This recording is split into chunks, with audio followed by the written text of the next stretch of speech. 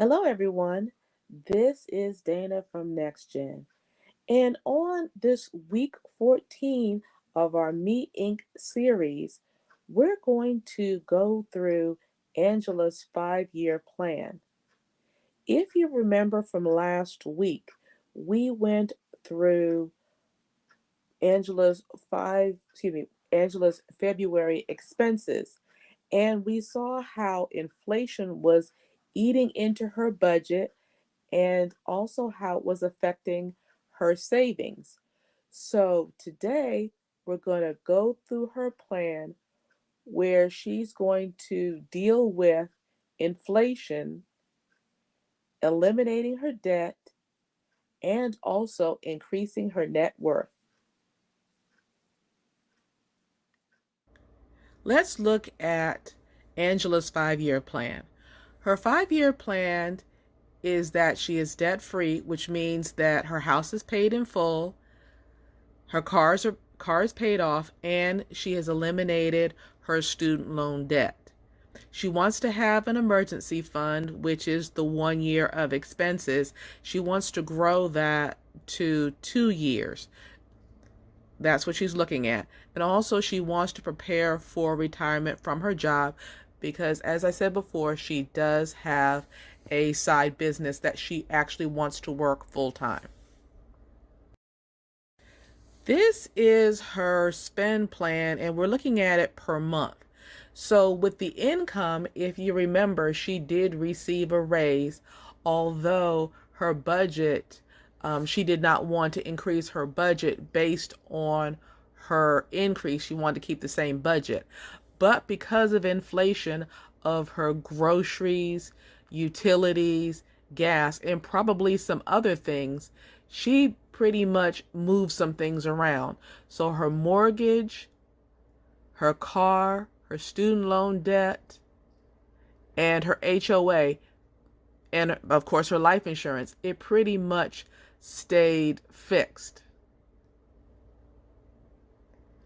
For her utilities, that is something that changes over a period of time. So this is just an average of what she's expecting. Of course, it can go up. So for the expenses paid by credit card, which takes care of her personal items, her groceries, insurance, charities, and those types of things, what I did was I split up the $3,200. So I actually increased the savings by $1,600, and I also increased the expenses paid by the credit card. And this is, of course, the buffer for the inflation.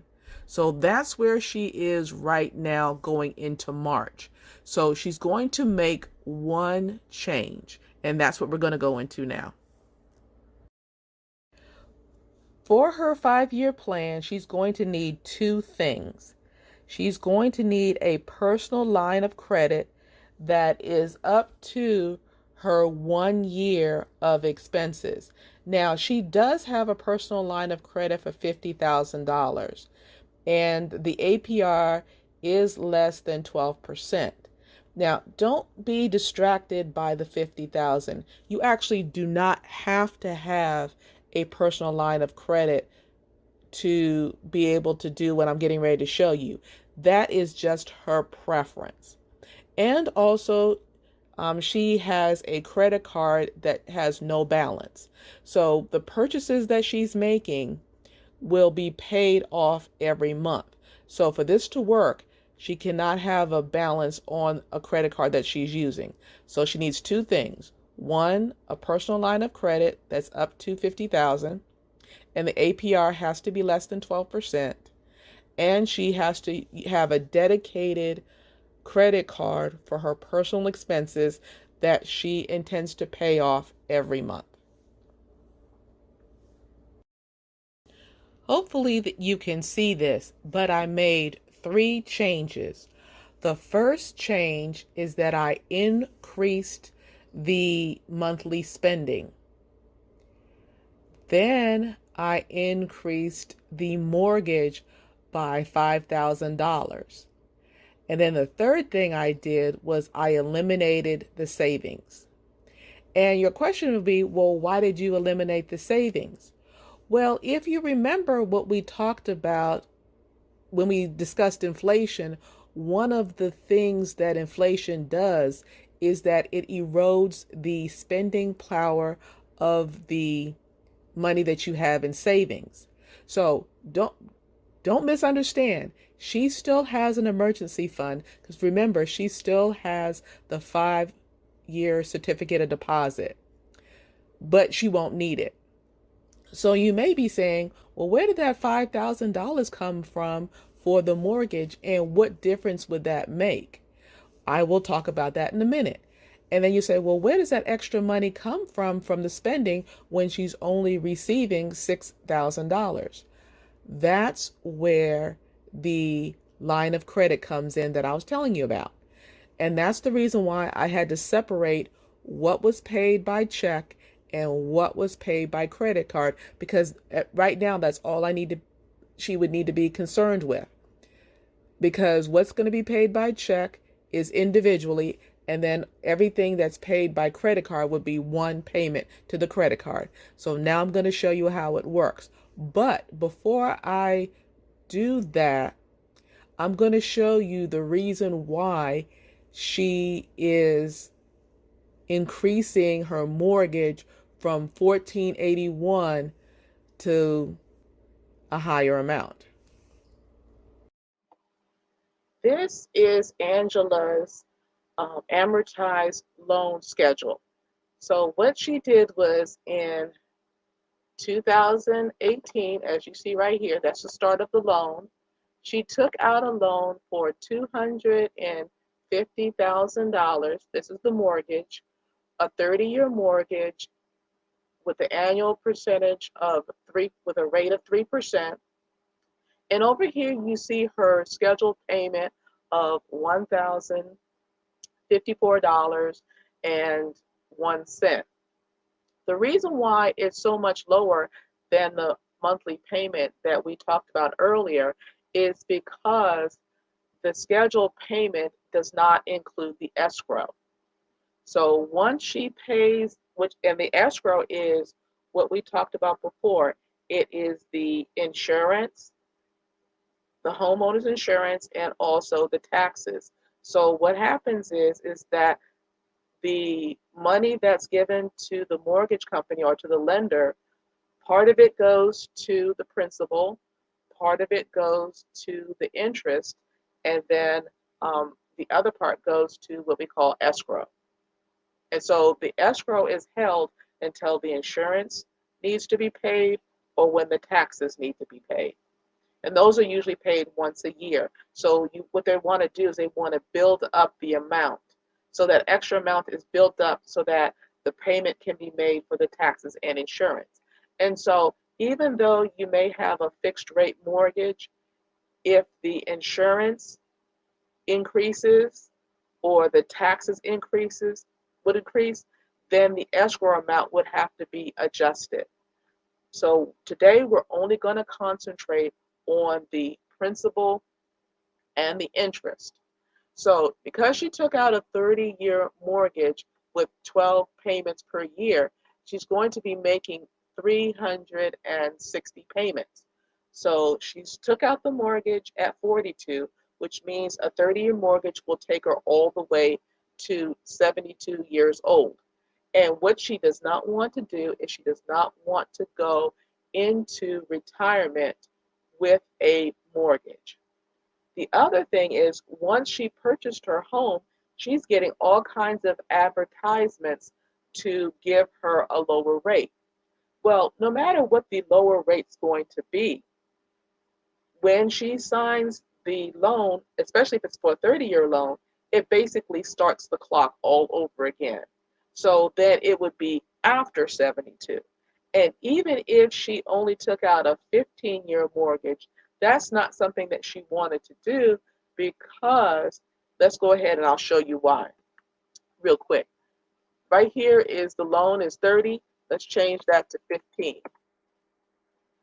That would change her scheduled payment to a higher amount, and that's not something that she was comfortable with. So she was comfortable with a 30-year mortgage. So 30-year mortgage with the scheduled payment. So as you can see, it's 250 here, 250,000 to start. Let's go down to where we are now. And you will see that she paid over $24,000, but you're not going to see this amount decrease by $25,000. Okay? Right there. That's where we are. So what she's going to do is in the month of March, she is going to make an extra payment. And when we say extra payment, she's going to make the regular amount, scheduled payment, the $1,054.01, plus the escrow that they have her paying. In addition, she's going to make an extra payment of principal only. That's the important key. Principal only of $5,000. Okay? Now, as you can see, when she makes that extra payment, it goes right to the principal, which is what we wanted, and the interest, which is here. But as you can see, because she made that extra payment to the principal, it dropped down her ending balance significantly. So let's see if we're going to do this for another 40 months. Okay. So right now she's at 231,501.84. That is her current ending balance. So let's go ahead and for the next 41 months, make that extra $5,000 to the principal only. Okay? Plop it in there. Let's see what happens. All right. It looks like she paid off her mortgage. I want to say it's less than 40 months. It looks like she paid it off. Let's see. The ending balance is 0. And I think it's going to end up, if she makes an extra payment here, she actually did it in May. So it might be a little bit more than 5,000 because that ending balance is 1,400. So that's 4 years. So before the age of 50, she paid off her mortgage.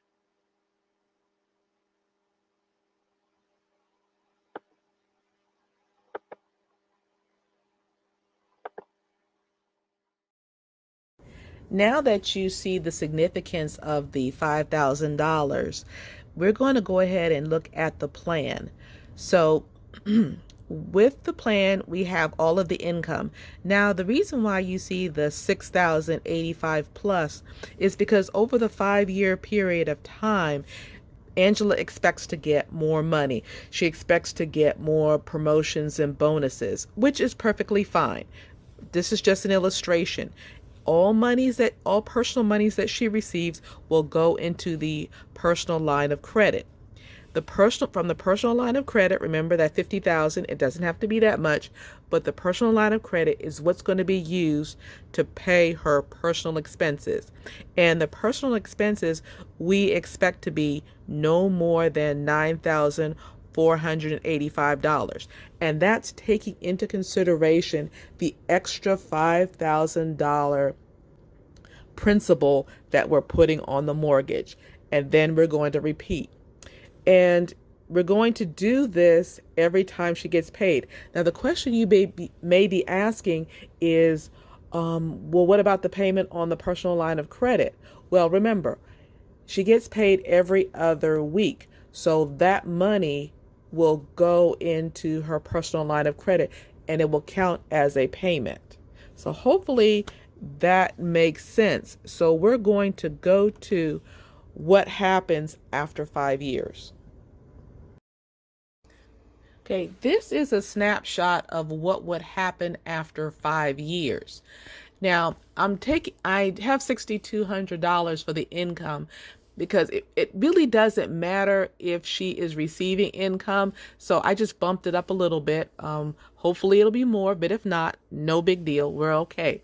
So what you see here, the big difference is that there's no longer a mortgage, nor a car, nor student loan debt. So she has no debt. Now, what she does have is, remember that escrow I was telling you about? The escrow is the insurance and the property taxes. So she's going to be paying property taxes, and she can pay that every year, which I think you get a discount if you do that. Of course, I increased the homeowners association because that'll probably go up. The utilities, not sure what's going to happen, but if it increases, that's fine. She'll just adjust it on her budget. And of course, her life insurance will stay the same. Now, on the other side, for the credit card, she is paying homeowners insurance, and also now that the warranty will be gone, she will be paying for vehicle repairs. So I kind of bumped that up a little bit. But again, the good news is that she is no longer servicing debt. However, if she does have to service any debt, she now has a free and clear property. So as I said before, if she does have any additional expenses, she'll do the very same thing. So instead of a personal line of credit, she can open a home equity line of credit, do the very same thing, and use that to pay her personal expenses, and then do the same thing. So this is basically her 5-year plan. It will get her clear of debt, and it would give her better options to where if she runs into a situation where she has inflation, she doesn't have to worry about it eating her savings, because she actually took that money and put it to work. So hopefully this answered some questions. Feel free to put questions in the comment section, and I will be seeing you next week with even more information. Take care and have a great weekend.